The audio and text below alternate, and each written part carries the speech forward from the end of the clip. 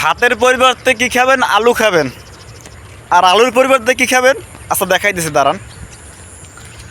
আলুর পরিবর্তে এই যে ইট আছে না, ইট ইট বা কংক্রিট, এগুলো খাবেন।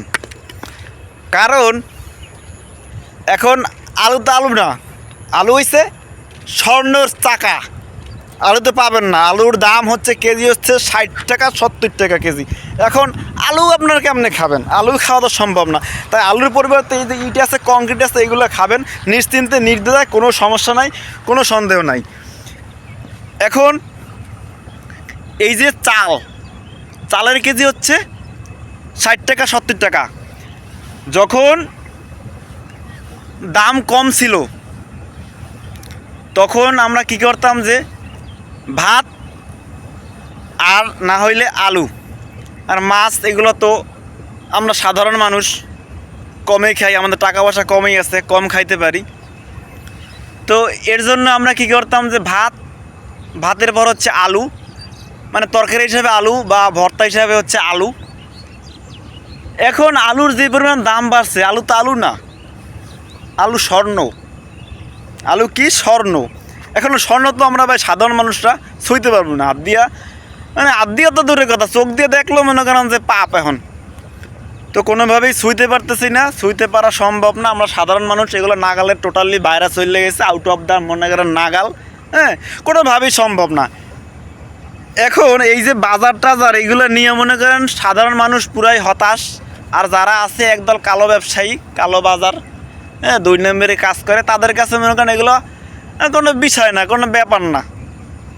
তাদের তো টাকা আছে ভাই, টাকা 2 নম্বরে টাকা আছে, তাদের দ্বারা তো এগুলা কোনো ব্যাপারই না। এখন কথা হচ্ছে মনে করেন লালডা, কালারটাও না, লালডা কিনলে গিয়ে ভাই, লালডা হচ্ছে এই লেগে যে আমরা 2 টাকা ইনকাম করি, 2 টাকা যদি 2 টাকা পিছনে যদি 3 টাকা চললে যায়, এই মনে করেন বাজার নিয়ে চাল সদাই আলু, মাছ তো মনে করেন দূরের কথা, মাছ তো ধারে কাছে যাইতে পারতেছি না আমরা। আর মাংস মনে করেন, মাংস কি খাসির মাংস, খাসি তো বাদ মেয়া, সাধারণ যে পোলট্রি মাংস মনে করেন হেই 200 টাকা কেজি, 180 টাকা কেজি। আর যে মনে করেন যেটা খাই আমরা টোটালি মনে করেন যেটা হস্তার মধ্যে ধরেন পাঙ্গাস, এই পাঙ্গাসের কেজি হচ্ছে মনে করেন 160 টাকা 80 টাকা। তাইলে আমরা সাধারণ মানুষ কি খামু? এই যে ইট, এই যে মনে করেন কংক্রিট, এগুলো খাইতে হবে, কোনো উপায় নাই, এগুলোই খাইতে হবে। এখন এগুলোই আমাদের জীবন, এগুলো অভ্যাস করা উচিত আমাদের। হ্যাঁ, এই দেখা যায় পরবর্তীতে ইটও না পাইতে পারি। তাই আমরা সবাই ঈদের একটা মনে করেন যে কী করে ওটারে মনে করেন গুদাম করি, কংক্রিট মনে করেন যা আছে সব মনে করেন বস্তা, বেডিং বাসকে মনে করেন সব ঘরের মধ্যে কোনায় ঢুকাই রাখি। কারণ পরে তোমরা ভাই এও পামু না। কারণ যখন দেখবে যে সাধারণ মানুষ ইটের দিকে ছড়তে আছে, তখন ইটেরও ছাদ করে মনে করেন দাম বাইরে যাবে।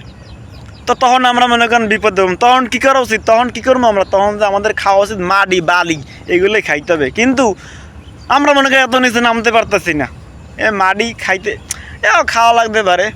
দেশের যে অবস্থা এখন, এই দেশটারে যারা বেঁচে দিতে আছে প্রতিনিয়ত, যারা দেশটারে মনে করেন যে কাঁচা দিয়া, এরা তো লঙ্গি পাবে, এরা প্যান্ট শার্ট পরে শু পরে মনে করেন যে পিলে এরা দেশটারে বেচতে আছে, দেশটারে দেউলিয়ে করতে আছে।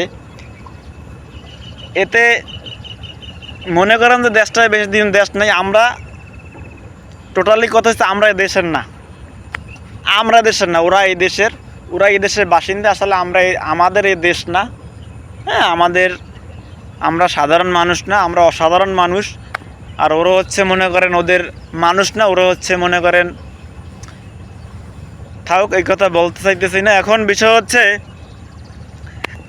এই যে সবজি, আলু, এই যে সিন্ডিকেটের দল, এই যে চোরের বাচ্চা চোর, রাজাকারের বাচ্চা রাজাকার,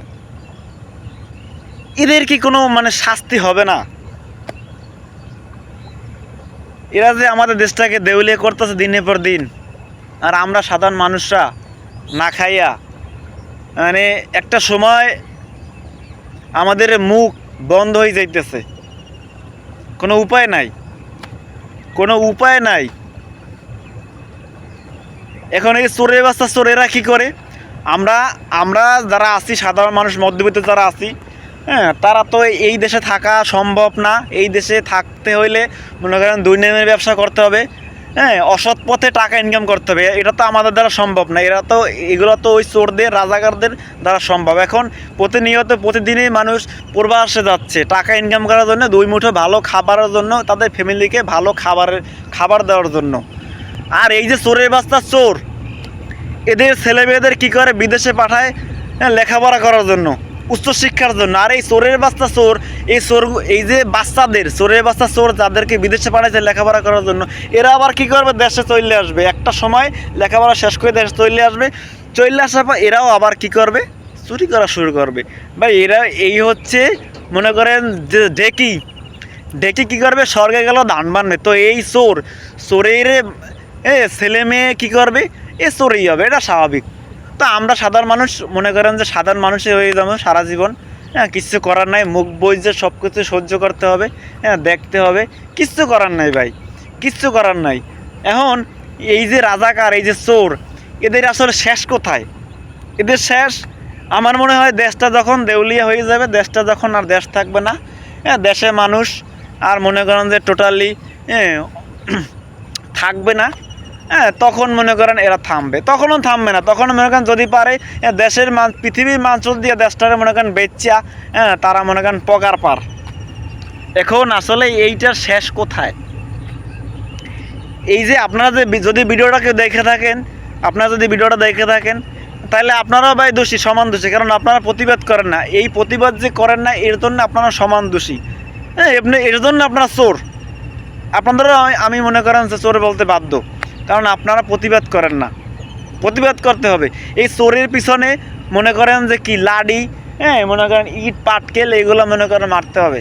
উপায় নাই ভাই, আমাদের উপায় নেই, আমাদের বাঁচতে হবে। আমাদের ছেলে মেয়ে বউ মাইয়ে পোলা মনে করেন বাপ মা নিয়ে সবাইকে নিয়ে বাঁচতে হবে। দুই মুঠো সাধারণভাবে খাইতে চাই আমরা। হ্যাঁ, আমরা মাংস, নিয়মিত মাংস মাছ এগুলো চাই না। যদি সবজির বাজারে যান তাইলে মনে করেন যে প্রত্যেকটা সবজি 60 টাকা, 70 টাকা, 80 টাকা, যেটা আমরা মনে করেন সস্তায় খাইতাম আলু, সেই আলুর কেজি যদি 60 টাকা হয় তাহলে আমরা কী খাবো? চাল তো মনে করেন আগে থেকে মনে করেন সেই পরিমাণ চালে তো আদি দেওয়া যায় না, 60 টাকা 70 টাকা কেজি। তাইলে আমরা ওই সময় কি করতাম, আমরা যখন চালের দাম বাড়ে তখন আমরা তিন বেলার জায়গায় আমরা 2 বেলা খাইতাম, 1 বেলা খাইতাম না। আর মাছ মাংসের পরিবর্তে আমরা কী খাইতাম, তরকারি খাইতাম, আলু খাইতাম। আলুটাকে বেশি আমরা মনে করেন যে খাইতাম, আলুটাকে বেশি করে খাইতাম। সে আলুটাকে এখন মনে করেন খাওয়াই যাই, মানে দেখাই যাইতেছে না, ধরাতে দূরের কথা, দেখাই যাইতেছে না, আলুর নামেই নেওয়া যাইতেছে না। তাহলে আমরা কীভাবে আলু খাবো?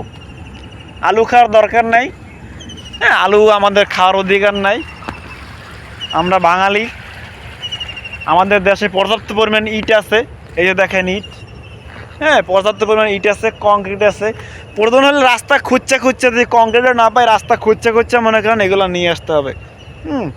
তো পর্যাপ্ত পরিমাণ ইট আছে।